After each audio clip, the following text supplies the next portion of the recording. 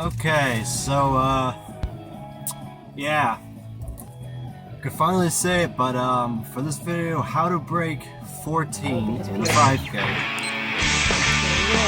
John for our final 5K chapter.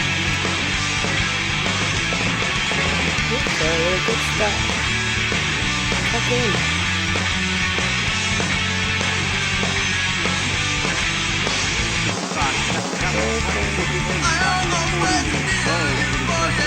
Good say it. Say it every day.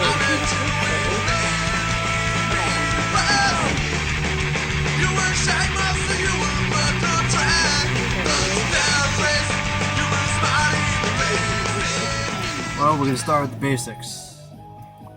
Freshly squeezed orange juice. Go to your local Whole Foods or Ivory Brothers imported Italian food store, and they should have good stuff. You know, if you're not eating good stuff, I don't know what you're doing, right? The only problem sometimes with the orange juice is sometimes after a couple days it tends to go bad, and it starts to taste like orange cider. And it still tastes a lot better than any of that other crap that's pasteurized. So yeah, even I bought a bad orange juice today, but it's actually pretty refreshing. It's like orange soda actually it turned into. It's weird. But yeah, so basically my training program, simple things like the way I do my easy runs. You know, the Jack Daniel's running formula would state that I should be running all my easy runs at like 6:15 pace, 6 minute pace. I think that's way too fast. My standard is I take my easy days easy and my hard days hard. But I would start a lot of my easy runs. If you follow me on Strava, I'll start at like 7:38 minute pace and cut down to like 6:10, 6 flat pace, or sub 6 minute pace on days I'm feeling alright, you know? You get the body moving, you incorporate all the muscles to help them become stronger, but also to recover, right?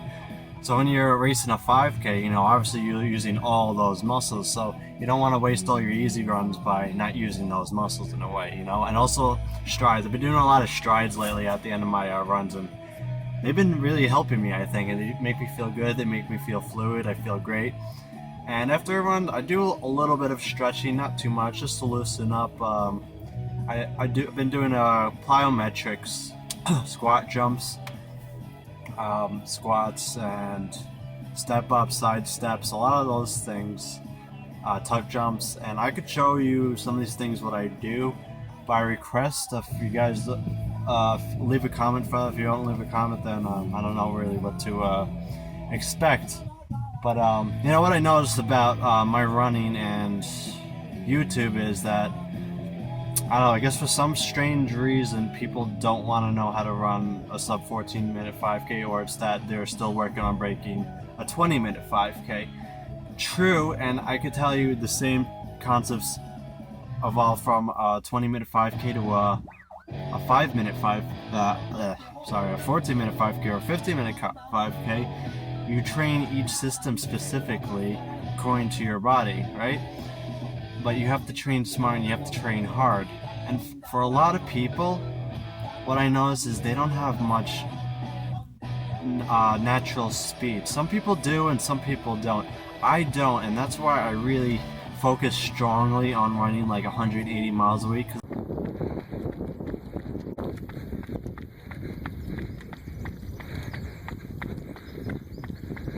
Yeah, a few thousand feet to the top, we're just coming on the cliff sides up over here. I gotta say, if you're not up here every morning, toughing out, I don't know what you're doing. If not showing respect for yourself and getting into shape, I don't know what you're doing. Look, we're higher than the clouds already. If you ain't higher than the clouds, I don't know what you're doing. If not eating fruit, eating the good food, speaking the words of the land, I don't know what you're doing.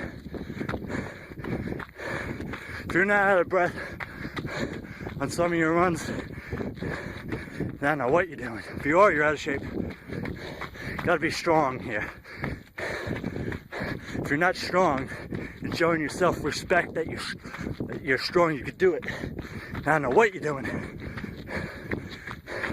If you wake up and you're tired, bullshit. It ain't over until it's over. I know I can't run faster than 60 seconds for a quarter. I could sprint it all out and I can't break 60 for a quarter. My fastest mile is like 4:22. 420 low, 422 for our opening 1600 meters. Really PR through his mile.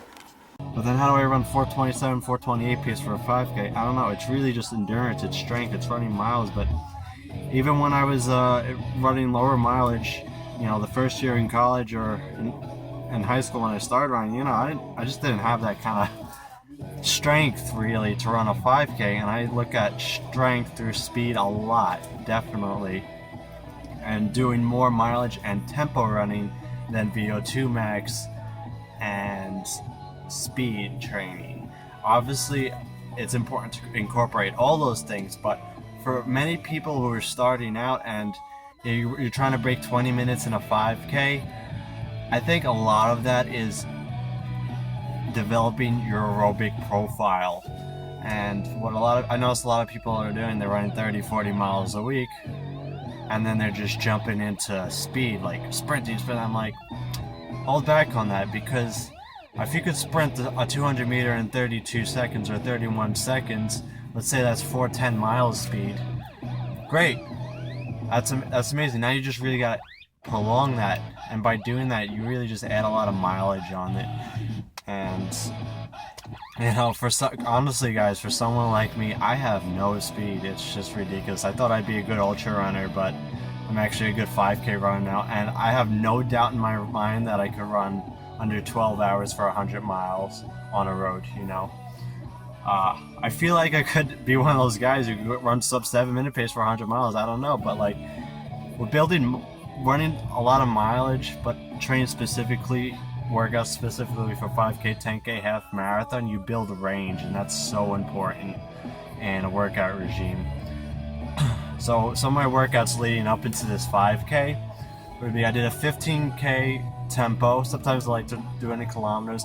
I'll do little races here and there, but I'll tempo them just for the win. So I did a 15K tempo run, 503, 504 pace over about 600 feet of hills down in Kings Park, Sunken Meadow. That's out here on Long Island, and just kind of cruised through it, worked up the uphills, and I dropped the 440 on down some of the downhills. You go a lot faster.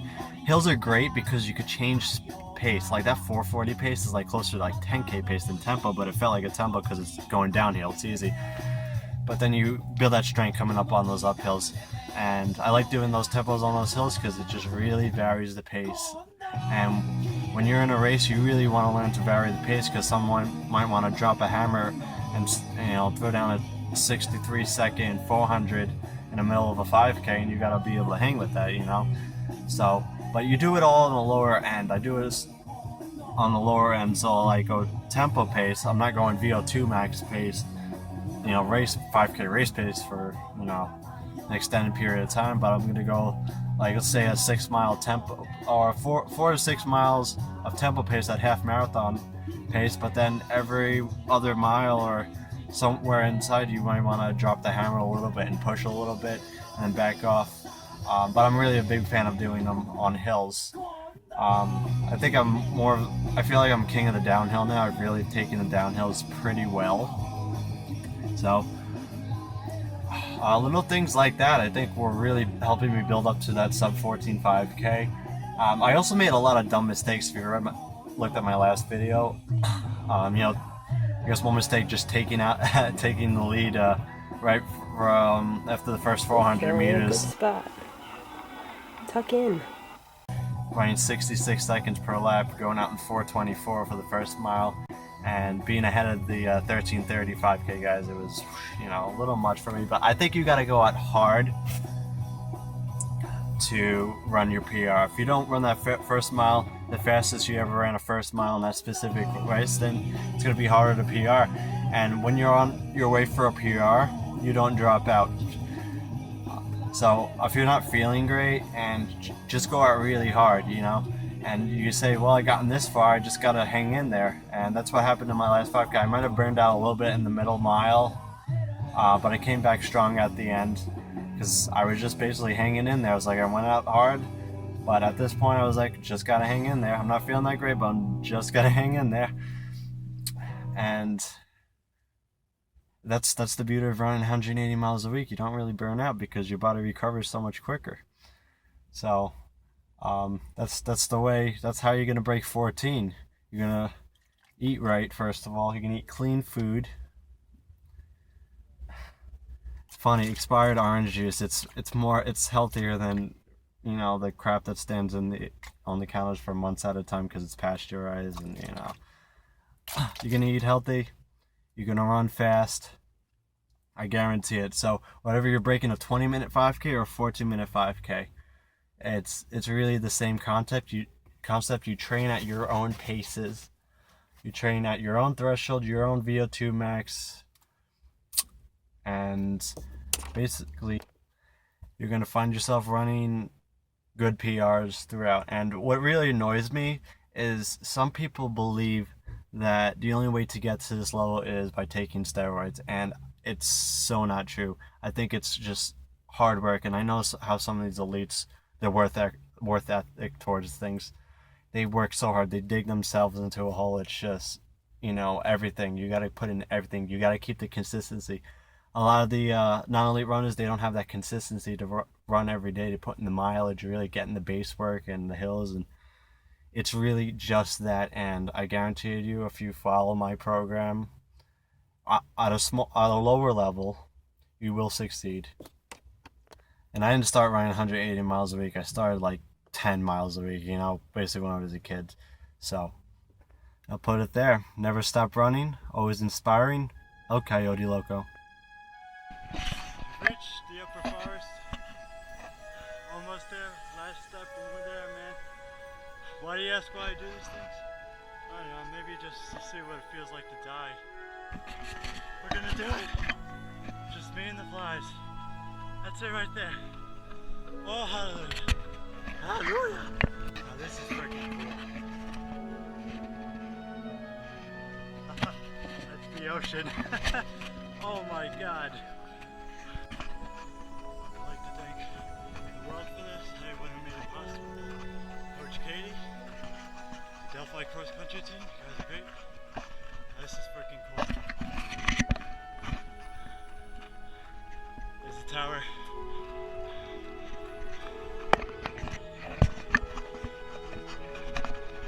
We did it. We did it. We did it.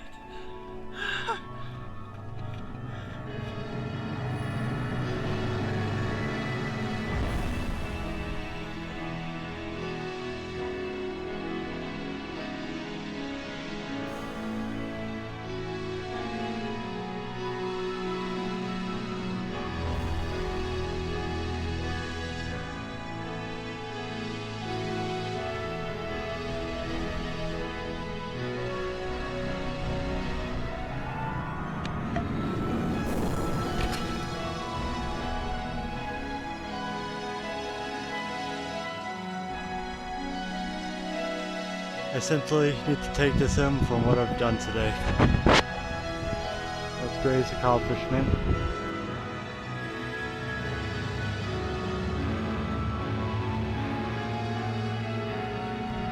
Third day I'm here today. This week I climbed to top of Mount Energy.